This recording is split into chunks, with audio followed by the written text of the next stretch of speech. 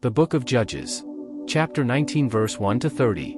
And it came to pass in those days, when there was no king in Israel, that there was a certain Levite sojourning on the side of Mount Ephraim, who took to him a concubine out of Bethlehem Judah.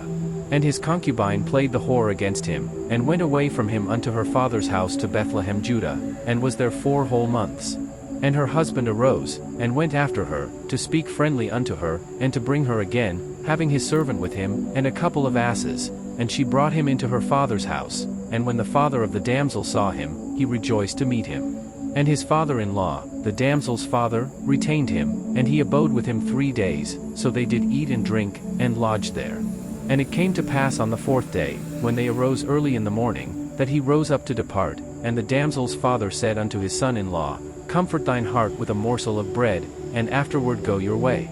And they sat down, and did eat and drink both of them together. For the damsel's father had said unto the man, Be content, I pray thee, and tarry all night, and let thine heart be merry. And when the man rose up to depart, his father-in-law urged him, therefore he lodged there again. And he arose early in the morning on the 5th day to depart, and the damsel's father said, Comfort thine heart, I pray thee.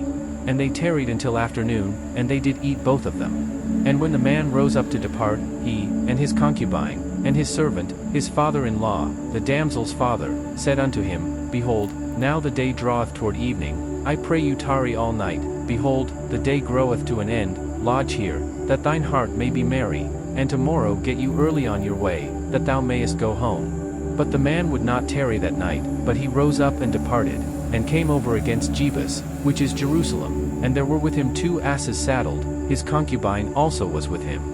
And when they were by Jebus, the day was far spent, and the servant said unto his master, Come, I pray thee, and let us turn in into this city of the Jebusites, and lodge in it. And his master said unto him, We will not turn aside hither into the city of a stranger, that is not of the children of Israel, we will pass over to Gibeah. And he said unto his servant, Come, and let us draw near to one of these places to lodge all night, in Gibeah, or in Ramah. And they passed on and went their way, and the sun went down upon them when they were by Gibeah, which belongeth to Benjamin. And they turned aside thither, to go in and to lodge in Gibeah. And when he went in, he sat him down in a street of the city, for there was no man that took them into his house to lodging. And, behold, there came an old man from his work out of the field at even, which was also of Mount Ephraim, and he sojourned in Gibeah, but the men of the place were Benjamites. And when he had lifted up his eyes, he saw a wayfaring man in the street of the city, and the old man said, Whither goest thou? And whence comest thou? And he said unto him, We are passing from Bethlehem Judah toward the side of Mount Ephraim, from thence am I. And I went to Bethlehem Judah, but I am now going to the house of the Lord, and there is no man that receiveth me to house.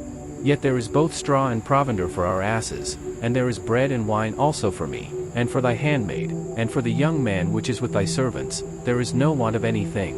And the old man said, Peace be with thee, howsoever let all thy wants lie upon me, only lodge not in the street. So he brought him into his house, and gave provender unto the asses, and they washed their feet, and did eat and drink. Now as they were making their hearts merry, behold, the men of the city, certain sons of Belial, beset the house round about, and beat at the door, and spake to the master of the house, the old man, saying, Bring forth the man that came into thine house, that we may know him. And the man, the master of the house, went out unto them, and said unto them, Nay, my brethren, nay, I pray you, do not so wickedly, seeing that this man is come into mine house, do not this folly.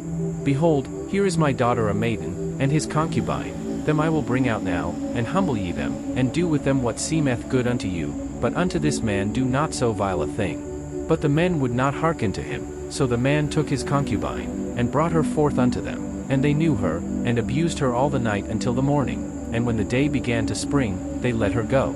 Then came the woman in the dawning of the day, and fell down at the door of the man's house where her lord was, till it was light. And her lord rose up in the morning, and opened the doors of the house, and went out to go his way. And, behold, the woman his concubine was fallen down at the door of the house, and her hands were upon the threshold. And he said unto her, Up, and let us be going. But none answered.